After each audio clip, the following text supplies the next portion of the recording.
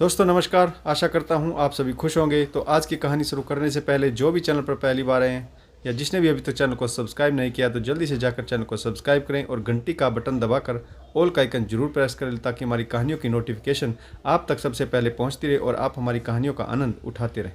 तो दोस्तों अगर आपको कहानी अच्छी लगती है लाइक शेयर और कमेंट्स जरूर करें ताकि हमारा भी हौसला बढ़ता रहे। तो चलिए शुरू करते हैं आज की एक और बेहतरीन कहानी। रमा तिलमिला उठी। परिस्थितियों ने उसे कठोर व असहिष्णु बना दिया था। बड़ी भाभी की तीखी बातें नस्तर की तरह चुभती थी। कैसे कर लेती हैं भाभियां इतनी कड़वी बातें मेरे छोटे से गुड्डू के सामने। उनकी तीखी कड़वी बातों का मेरे बच्चे के बाल मन पर कितना दुष्प्रभाव पड़ेगा यह भी नहीं सोचती। दूसरे ही पल रमा सोचने लगी, वह क्या सोचेंगी जब माँ होकर मैं ही अपने बच्चे की भलाई बुराई नहीं समझ पाई तो भला उन्हें क्या गर्ज। सारा कसूर तो मेरा ही। घर परिवार भैया भाभी यहाँ तक कि मेरी माँ भी मुझे ही दोषी ठहराती है। सोने का पिंजरा था पति का घर, उसे तोड़ने का कसूरवार रमा को ठहराया जाता है। रमा का घर टूटा और दिल भी, हृदय पर चोट लगी। घर का टूटना सबने देखा लेकिन रमा का दुख किसी ने नहीं जाना। माँ उसे समझाने की कोशिश कर रही थी, बेटी मर्द को वश में रखना आना चाहिए। इस तरह अपना घर छोड़कर आने से तुम्हारा जीवन कैसे पार लगेगा। अब तुम अकेली नहीं रही। रमा बिफर पड़ी। माँ किस मर्द की बात करती हो तुम?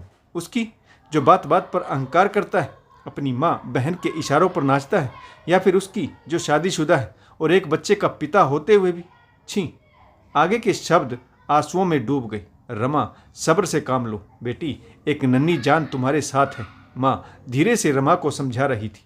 इसी नन्ही सी जान के लिए तो अपनी जान नहीं दी मैंने, नहीं तो किसी कुएं तालाब में कूद जाती। तुम्हारे दरवाजे नहीं आती तो किस दर जाती। माँ तुम ही बताओ, मेरे लिए तो इधर कुआं और उधर खाई। यहाँ पर भाभीियों के उलाहने सुनने पड़ते हैं। अभी तक भी बड़ी भाभी की जुबान कैंची की तरह चल रही थी। हमसे तो एक ही काम होगा, या तो इसके मर्द की आव भगत करें या फिर कोर्ट में केस लड़े। उधर कोर्ट कचहरी में पैसे फूको और इधर हंस हंस कर पकवान खिलाओ। मुझसे नहीं होगा, यह कह देती हूँ। अगली बार इसका पति इस दहलीज पर आया तो अच्छा नहीं होगा। तुम माँ बेटी के बीच आखिर चल क्या रहा है? एक बात तय कर लो, कोर्ट में केस लड़ना है या दामाद की आव भगत करके उसे चंगुल में फंसाना है। रमा की गलती सिर्फ इतनी सी थी कि रमा का पति जो कोर्ट केस के चलते अपने बेटे गुड्डू से महीने में एक बार 2 घंटे के लिए मिलने आता है। रमा ने पति को एक कप चाय के साथ 2 सूखे बिस्किट प्लेट में रख कर दे दी। तभी से बड़ी भाभी जली भुनी जा रही थी। छोटी भाभी भी कहाँ पीछे रहने वाली थी। वह भी बोली, खिलाओ खिलाओ पकवान, फिर कोर्ट कचहरी की क्या ज़रूरत है। एक और उसे गालियाँ देती हो, दुनिया जहान में उसकी बुराइयाँ करती नहीं थकती, और दूसरी ओर उसी को 56 भोग खिला रही हो। दुनिया क्या समझेगी। एक बार दोनों भाभियाँ शुरू हो जाती तो उन्हें चुप कराना मुश्किल हो जाता था। रमा का 4 वर्षीय बेटा गुड्डू हैरान परेशान कभी अपनी रोती बिलखती माँ को देखता तो कभी रणचंडिका बनी दोनों मामियों को। वह किसका पक्ष ले? झगड़ा अक्सर उसको और उसके पिता को लेकर ही होता है। तथ्य उलझे हुए होते हैं, उसकी समझ में नहीं आते। इस घर में बच्चे तो और भी, लेकिन उनके कारण कभी झगड़ा नहीं होता। वह आराम से रहते हैं। उनकी माँ हाय तौबा नहीं करती, हमेशा सजी सवरी रहती। लेकिन मेरी मम्मी ही क्यों इतनी बेसुरी, रोती बिलखती रहती। 30 वर्षीय रमा युवा अवस्था में ही 60 वर्ष की गंभीरता ओढ़े हुए अपनी माँ के पास बैठी थी। उनकी आपसी खुसर फुसर गुड्डू की समझ में नहीं आ रही थी। माँ बार बार रोते हुए साड़ी के पल्लू से आंखें पोंछ रही थी। तभी नानी ने गुड्डू को झिड़क दिया, जा जाकर बाहर खेल, हमेशा माँ से चिपका रहता है। रमा तुनक कर बोली, किसके साथ खेलेगा माँ? कोई इसके साथ बातचीत नहीं करता, इससे सब चिढ़ते हैं। माँ तुम समझती क्यों नहीं? बच्चे इसके साथ सौतेला व्यवहार करते हैं। परिस्थितियों ने रमा को इतना कठोर बना दिया कि वह बात बात पर गुस्सा हो जाती। यह बात नानी को नागवार गुजरती क्योंकि घर में 2 तेज तर्रार बहुएं। माँ बेटी का यूं बातें करना उनको जरा भी नहीं सुहाता। बड़ी बहू ने कहा, आज हमारी खैर नहीं, खूब लगाई बुझाई होगी। दोनों माँ बेटी सुबक सुबक कर रो रही। छोटी बहू बोली, रोने दो दीदी, मैं किसी से नहीं डरती, अपने पति की कमाई खाते हैं। कोई आंख उठाकर तो देखे, यही तांडव करा दूंगी। बहू के ताने सुनकर रमा की माँ घबरा गई। मन ही मन उस घड़ी को कोस रही थी जब रमा हाथ में अटैची और गोद में 10 महीने के बच्चे को लेकर उसकी दहलीज पर आई थी। 5 साल गुजर गए। कितनी धूमधाम से बेटी का विवाह किया था। वह दोनों भाइयों से छोटी थी, सबकी लाडली थी, पिताजी नहीं थे। फिर भी दोनों भाइयों ने रमा को पूर्ण संरक्षण दिया था। दोनों भाभियां भी खूब लाड प्यार बरसाती थी, लेकिन आज वही भाभियां तलवार की धार बनी, हर घड़ी वार करने के लिए बेचैन रहती, शायद बदली हुई परिस्थितियों के कारण। रहीमन चुप हो बैठिए, देख दिनन के फेर। एक दिन बाद फिर से गुड्डू को कोर्ट के निर्देशानुसार अपने पापा के पास 8 घंटे के लिए जाना था। वह उतावला हो रहा था।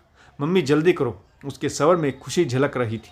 इसी जल्दबाजी में रमा की चप्पल टूट गई। वह गिरते गिरते बची। ओहो, चप्पल भी टूट गई। इसे भी अभी धोखा देना था। 2 कदम चलना भी दूभर हो गया। पुरानी घिसी चप्पल आखिर कब तक साथ देती। गुड्डू रट लगाए हुए था। मम्मी जल्दी करो, पापा आ गए होंगे। रमा खिंचकर बोली, मैं क्या करूं, तेरी जान को रोऊं? तू तो सिर पर सवार रहता है, 2 मिनट का चैन भी नहीं है तुझे। कभी यह तो कभी वह, महीने भर परेशान मैं रहती हूँ, उसकी कोई कीमत नहीं। तेरा बापू महीने में 1 बार लाड प्यार जता देता है और तू भी उसी की माला जपता है और सबकी नज़रों में खटकती हूँ मैं। अब इस चप्पल को मुझसे ही बैर था, मुझसे ही नहीं चला जाता। रमा गुस्सा हो। गुड्डू सहम गया। उसने माँ के पाँव की तरफ देखा और मासूम आवाज़ में बोला, सच्ची मम्मी, इतनी टूटी चप्पल में तुम कैसे चलोगी? गुड्डू की आंखों के समक्ष मामियों की ऊंची एडी की मॉडर्न चमचमाती जूतियों का जोड़ा घूम गया। कितनी जोड़ी होंगी उनके पास, जब भी उन्हें धारण करके खटखट करके चलती, कितनी स्मार्ट लगती, किसी फिल्मी हीरोइन जैसी। और उसकी मम्मी एक जोड़ी चप्पल में, और आज वह भी टूट गई। गुड्डू उदास हो गया। उसका बाल मन इन विसंगतियों को समझ नहीं सका। रमा ने किसी तरह से अपना पैर संभाला और मंजिल तक पहुंची। सामने खड़ा अभिनव उसे एकटक देख रहा था। नजरें मिलते ही उसने आंखें झुका ली। रमा ने एक नज़र देखा, कितना स्मार्ट लग रहा है। लगता है आज ही नया पैंट शर्ट का जोड़ा लिया है, रॉयल ब्लू पर लाल टाई। कार भी नई खरीदी। अरे वाह, क्षण भर के लिए ही सही रमा के चेहरे पर चमक और खुशी तैर गई। गुड्डू अपने पापा को देखते ही दौड़कर उनके पास चला गया। अपनी माँ को तो जैसे भूल ही गया। मासूमियत भरी आवाज़ में बोला, पापा नई गाड़ी किसकी है? पिता की गोद में चढ़कर गुड्डू सारे जग को भूल जाता है, शायद अपनी माँ को भी। अभिनव ने उसके गाल पर किस करते हुए कहा, तुम्हें कार में सवारी करना पसंद है ना? गुड्डू अपनी आंखें फैलाकर खुश होते हुए बोला, सच्ची मेरे लिए? मेरी है? उसे विश्वास नहीं हो रहा था। पिछले सप्ताह वह अपने मामा की कार में ताक झाँक कर रहा था तो मामा के बेटे ने उसे हाथ पकड़कर एक तरफ धकेल दिया। गाड़ी मेरे पापा की, इसमें मैं बैठूंगा। उस समय गुड्डू मन मसोस कर रह गया था। तभी सजी धजी मामी कहीं जाने के लिए घर से निकली। गुड्डू को कार के पास खड़ा देख जल भुन गई और बोली, पहले घर अब कार, अब इसमें भी तुम्हें हिस्सा चाहिए। इन माँ बेटे ने तो हमारा जीना दूभर कर दिया। सांप का बेटा सपोला। मामी की कटु वाणी बाल मन समझ नहीं पाया, लेकिन इतना अवश्य समझ गया कि इस खूबसूरत कार पर उसका कोई अधिकार नहीं। मामी ने जबरदस्ती हाथ खींचकर उसे कार से दूर कर दिया। इसमें उसे एक खरोच भी आ गई। रोता हुआ रमा के पास आया, लेकिन रमा तो रसोई में शाम की पार्टी की तैयारी में व्यस्त थी। बड़े मामा का प्रमोशन हुआ था, उनकी शादी की वर्षगांठ भी थी। सभी व्यस्त थे, खरीदारी, घर की सजावट, रंग रोगन में। फालतू तो बस वह और उसकी मम्मी ही। रमा कचौरी तल रही थी, जिन्हें देखकर गुड्डू अपना दर्द भूल गया और बोला, माँ एक ले लूँ? लाल सुर्ख कचौरियों को देखकर अक्सर ही वह आकर्षित हो जाता है। छोटी मामी ने उंगली के इशारे से मना कर दिया। उसके बढ़ते कदम और हाथ वहीं रुक गए। रमा बोली, मेरा राजा बेटा, कमरे में जाकर अपना होमवर्क करो, मैं अभी थोड़ी देर में आती हूँ। लेकिन गुड्डू जानता था कि मामी रात्रि के 12 बजे से पहले आने वाली नहीं। तब तक वह दुबक कर सो गया। पार्टी का सारा काम समाप्त करके रमा बचा हुआ काम भी समेटेगी। उसके बाद 2 निवाले खाएगी या फिर भूख नहीं है कहकर छुट्टी पा लेगी। रमा ने एक बार मिठाई के डब्बे से अपने बेटे को एक काजू कतली निकाल कर दे दी थी। उस समय कितना बड़ा हंगामा हुआ था। दोनों भाभियों ने उसे कितना सुनाया था। इसके बाद से रमा ने कसम खा ली थी कि वह ना तो उठाकर कुछ अपने बेटे को देगी और ना ही खुद कुछ खाएगी। अपने ही माँ बाप के घर में, अपने ही लोगों के बीच दोनों बेटे आंखों की किरकिरी बने हुए थे। पति का घर छूटने से औरत की कितनी जग हंसाई होती है, यह समझ आ रहा था। पहले यही भाभियाँ रमा की एक एक अदा पर निछोवर होती थी, उसको खिलाने पिलाने के लिए आगे रहती थी उसका ससुराल धनवान जो था वह भाभीियों के लिए महंगे गिफ्ट लाती थी, भतीजों के लिए महंगे कपड़े और खिलौने लाती थी, लेकिन आज उन्हीं भाभीियों की नज़रों में ऐसी गिर गई। गुड्डू खुश होकर बोला, मम्मी देखो नई गाड़ी, तुम भी चलो ना, हम खूब घूमेंगे, पिकनिक पर जाएंगे, मैं अपने दोस्तों को भी ले आऊँगा। वह खुशी से बावला हुआ जा रहा था। अभिनव बेटे का चमचमाता चेहरा देख रहा था। रमा बाप बेटे के इस मिलन पर हंसे या रोए, हंसना तो वह बिल्कुल भूल चुकी थी, और रोना उस आदमी के सामने जो उसके बेटे का बाप है, ना वह रोएगी और ना ही कमज़ोर पड़ेगी। वह वहाँ से भागना चाहती थी, लेकिन टूटी हुई चप्पल ने साथ नहीं दिया। अभिनव कार स्टार्ट कर चुका था। गुड्डू का हिलता हाथ नज़रों से ओझल हो गया। वह टूटी चप्पल वहीं पर फेंक कर नंगे पांव घर लौट आई। माँ किताब पढ़ रही थी। भाभियाँ अपने आप में मस्त थी, किसी का ध्यान उसकी ओर नहीं गया। वह बिस्तर पर कटे पेड़ के सामान गिर पड़ी। हृदय की पीड़ा आंखों में आंसू बनकर बहने लगी। बचपन से लेकर आज तक की घटनाएं क्रमवार याद आने लगी। रमा के पिता व्यापारी थे, खाता पीता परिवार, दोनों भाइयों से छोटी रमा सबकी लाडली, सुंदर और संस्कारी। पिता के बाद भाइयों ने कार्यभार संभाला। भाई उस पर जान छिड़कते थे। इनका प्यार देखकर माँ फूली नहीं समाती थी। रमा रूपवती मिलनसार लड़की थी, लेकिन माँ के अत्यधिक लाड प्यार और भाइयों के संरक्षण ने उसके व्यवहार को कुछ ज़्यादा ही भावुक बना दिया था। निर्णय लेने की अक्षमता उसमें विकसित नहीं हो पाई। वह भला बुरा पक्ष नहीं समझ पाती थी। शायद यही कमजोरी उसके सर्वनाश का कारण बनी। अभिनव का रिश्ता रमा की बुआ लेकर आई थी। वह कभी उसके गुणों का बखान कर रही थी तो कभी उसके ऊंचे खानदान और धन दौलत का। रमा छुप छुप कर सुनती थी और अपने भावी जीवन साथी की कल्पना में डूबती उतरती रहती थी। रिश्ता पक्का हो गया। विवाह धूमधाम से संपन्न हुआ। लेन देन में कोई कमी नहीं रखी गई। वर पक्ष से भी कोई दबाव नहीं था। अभिनव के परिवार वालों को रमा भा गई थी। शुरू में सब कुछ ठीक ठाक था। अभिनव रमा पर जान छिड़कता था। मायके की तरह रमा ससुराल में भी सबकी लाडली बन गई थी। शादी के 3 महीने बाद ही गर्भ में गुड्डू के आते ही अभिनव की खुशी का ठिकाना नहीं रहा। सास ससुर देवर ननद रमा के आगे पीछे घूमते थे। रमा को सभी हथेलियों पर रखते थे। बहू यह न करो, वह न करो। सासुमाँ लाड लड़ाती। सास बहू के लिए रोज नए पकवान बनवाती। फल मेवे पौष्टिक पदार्थों से किचन भरा रहता। और अभिनव तो इतना बावला हो गया था कि वह ऑफिस से आने के बाद एक पल को भी रमा को अपनी आंखों से ओझल नहीं होने देता था। दफ्तर से भी बार बार फोन करता रहता। माँ और भाई रमा को लेने ससुराल गई तो सास ससुर ने हाथ जोड़ दी। बेटी का सुख और मान सम्मान देख माँ और भाई गदगद हो गए। माँ और भाई चाहते थे कि जचगी मायके में हो। वहीं सास ससुर और पति पल भर के लिए रमा को आंखों से ओझल नहीं होना देना चाहते थे। रमा ससुराल में ही रही। उसने बेटे को जन्म दिया। पूरे घर में खुशियां फैल गई। दिवाली का त्यौहार भी नज़दीक ही था। घर का कोना कोना चहक रहा था, लेकिन रमा की खुशियों को न जाने किसकी नज़र लग गई। आज उसी गुड्डू की जन्नी की किसी को सुध नहीं। गुड्डू के जन्म के बाद तीसरे महीने ही दिवाली का त्यौहार था। उस मनहूस दिवाली ने रमा और उसके गुड्डू की जीवन धारा पलट कर रख दी। नाना प्रकार के पकवान मिठाइयाँ बनाए जा रहे थे। उपहारों का ढेर लगा था। रेशमी साड़ी और कीमती आभूषणों से लदी फदी रमा पति का बेसब्री से इंतजार कर रही थी। अभिनव उस दिन देर से घर लौटे थे। साथ में एक सुंदर युवती भी थी। अभिनव ने कहा, रमा यह मेरे कॉलेज की सहपाठी रीवा है। रमा ने हाथ जोड़कर युवती का स्वागत किया। रीवा ने एक चुभती नज़र रमा पर डाली। कहाँ से ढूंढी इतनी सुंदर पत्नी? अभिनव ने मजाकिया अंदाज में कहा, अरे तुमसे तो कम ही है। इन दोनों के इस मजाकिया अंदाज से रमा चिढ़ गई। अभिनव के इस बेतुके मजाक ने उसे सीधे दिल पर चोट की। रीवा जितनी देर रही अभिनव के साथ ही चिपकी रही। सुंदर तो वह थी ही, उसकी दिलकशी अदाएं, बात करने का अंदाज, बेवजह खिलखिलाकर हंसना रमा को चुभ रहा था। दिवाली पूजन, हंसी मजाक और शोर शराबा, भोजन पानी करते करते आधी रात बीत गई। रीवा बोली, अब मैं चलती हूँ। अभिनव बोला, चलो मैं तुम्हें छोड़ कर आता हूँ। अभिनव और रीवा की आंखें चमक रही थी। रमा आज तक नहीं भूल पाई। अगर वह पुरुष मनोवैज्ञानिक होती तो कभी भी अपने पति को उस मायावी डाकनी के संग नहीं भेजती। अभिनव उसे छोड़कर जब तक घर लौटा, रमा गुड्डू को सीने से चिपकाए सो चुकी थी। रीवा ने अभिनव को अपने जाल में फंसाना शुरू किया। रमा बेटे के साथ व्यस्त हो गई। अभिनव से उसका ध्यान हट गया और वह रीवा की अदाओं में सिमट गया। पत्नी से उसकी औपचारिक बातचीत ही होती। बेटे में भी वह अब खास दिलचस्पी नहीं ले रहा था।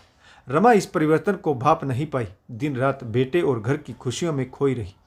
एक दिन उसकी सहेली ने फ़ोन पर जानकारी दी कि आजकल तुम्हारे पति देव कुछ ज़्यादा ही उड़ रहे हैं। रमा ने आश्चर्यचकित होकर पूछा, क्या मतलब? सहेली ने स्पष्ट जवाब दिया, अब इतनी भी अनजान ना बनो, अभिनव रीवा के साथ चक्कर चला रहा है और तुम्हें मालूम भी नहीं। कैसी पत्नी हो तुम? दोनों बाइक पर साथ घूमते हैं, सिनेमा, होटल जाते हैं और तुम पूछती हो क्या मतलब?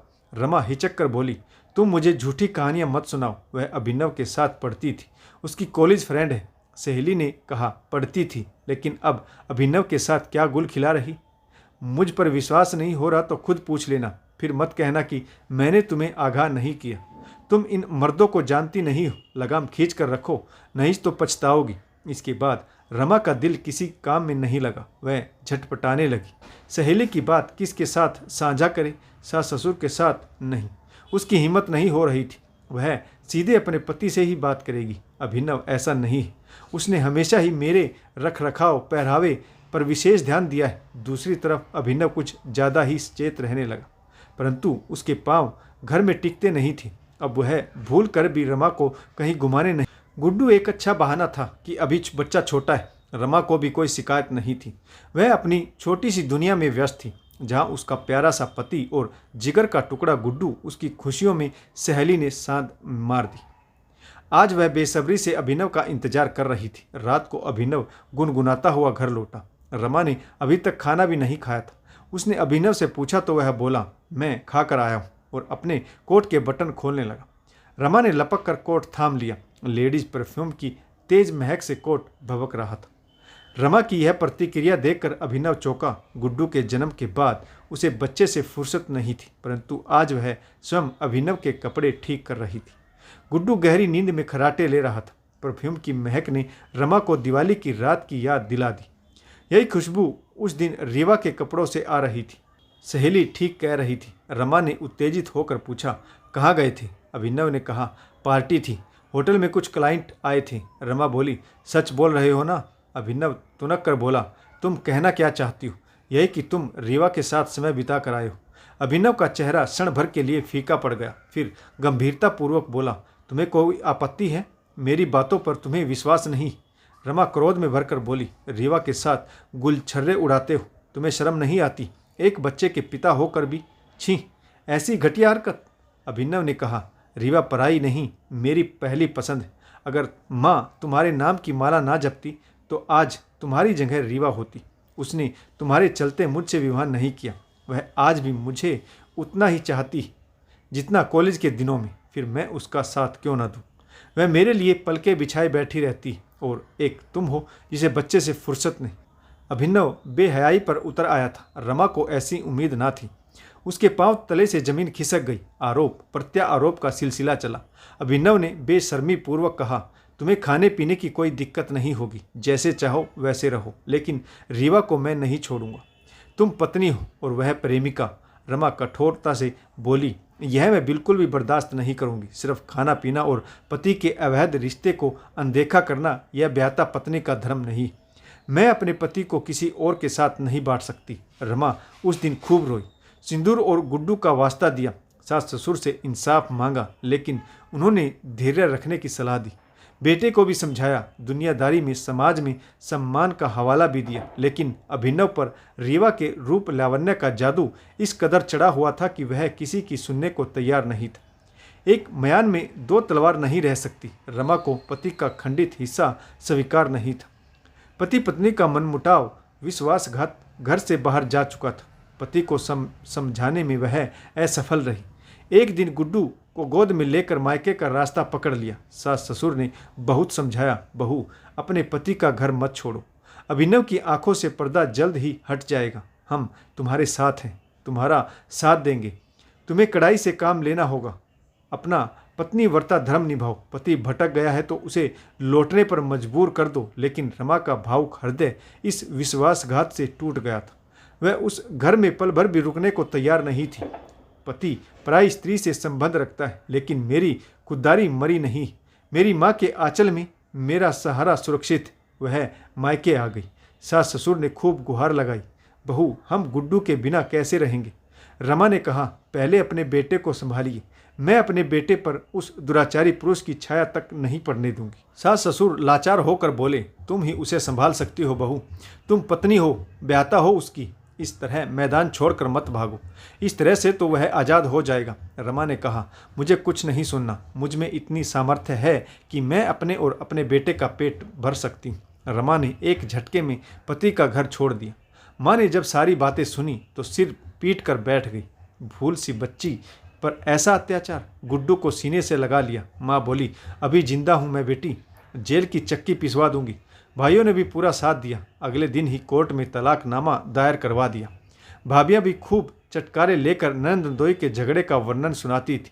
रमा ने अपना सारा क्रोध, सारा अपमान कुंठा नमक मिर्च लगाकर बेगाने बर्तन में परोस दिया। शुरुआती दिनों में सब ने खूब जोर से रमा का साथ दिया, बेटे का भी विशेष ख्याल रखती।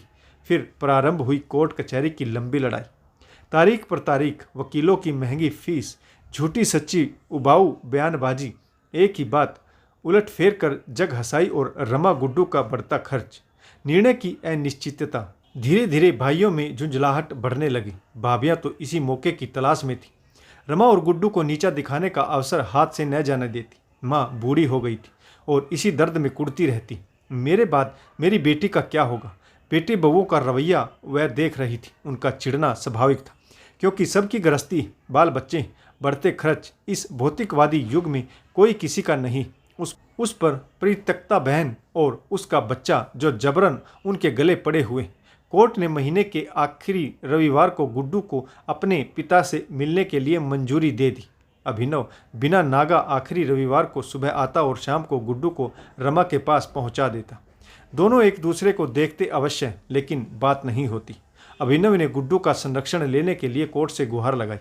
बच्चे के भविष्य के लिए ठीक है कि वह पिता के पास रहे, वह ऊंची पढ़ाई कर पाएगा, सुख सुविधाएं पा सकेगा। रमा ने कहा, नहीं, मैं अपने कलेजे के टुकड़े को नहीं दूंगी, किसी कीमत पर नहीं। रमा यही सब सोच रही थी कि गुड्डू की आवाज़ से उसकी तंद्रा टूटी। गुड्डू घर आ चुका था।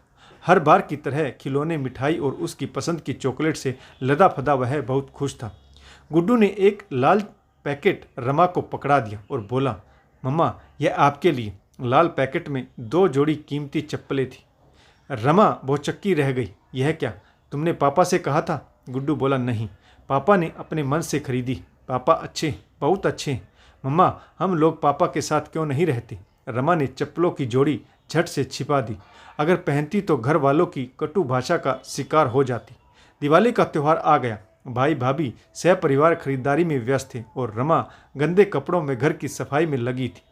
दरवाजे की घंटी बजी, शायद घर वाले लौट आए, लेकिन इतनी जल्दी अभी तो गए थे। रमा मन ही मन बुदबुदा रही थी। जाकर दरवाज़ा खोला, सामने अभिनव था। रमा स्तब्ध रह गई। उसने कहा, घर पर कोई नहीं। अभिनव ने कहा, तो क्या हुआ, भीतर आने के लिए नहीं कहोगी? रमा के होठ सिल गए। उसने भीतर आने के लिए आग्रह किया। अभिनव ने पूछा, गुड्डू कहाँ है? रमा बोली, वह अपनी नानी के साथ पार्क। अभिनव बोला, अच्छा, दिवाली की सफाई हो रही? रमा कुछ नहीं बोली।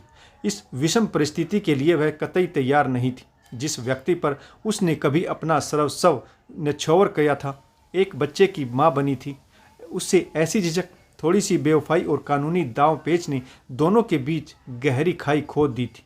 अभिनव बोला, रमा तुम मुझसे बहुत नाराज हो, होना भी चाहिए। मैं तुम्हारा अपराधी हूँ, मैंने तुम्हें बहुत दुख दिए। रीवा रूपी मर्ग तृष्णा के पीछे मैं भागता रहा, अपनी पत्नी के निश्चल प्रेम को पहचान नहीं पाया। अब मैं तुम्हें और गुड्डू को लेने आया हूँ, मुझे माफ़ कर दो। तुम्हारे बिना मेरा घर नहीं रहा।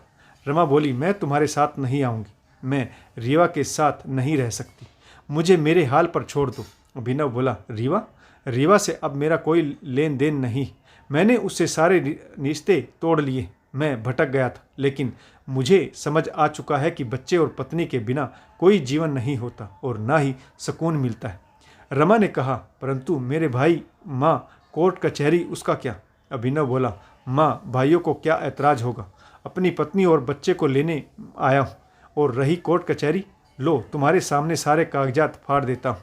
रमा बोली, परंतु मैं कैसे विश्वास कर लूँ? जो आदमी पहले भटका था फिर भी भटक सकता है। अभिनव बोला, विश्वास तो तुम्हें करना ही पड़ेगा। भरोसा और प्यार ही दाम्पत्य जीवन की नींव है। मैं भटक गया था, लेकिन गलती इसमें तुम्हारी भी थी। तुम बच्चे में इतना व्यस्त हो गई कि पति को भूल गई।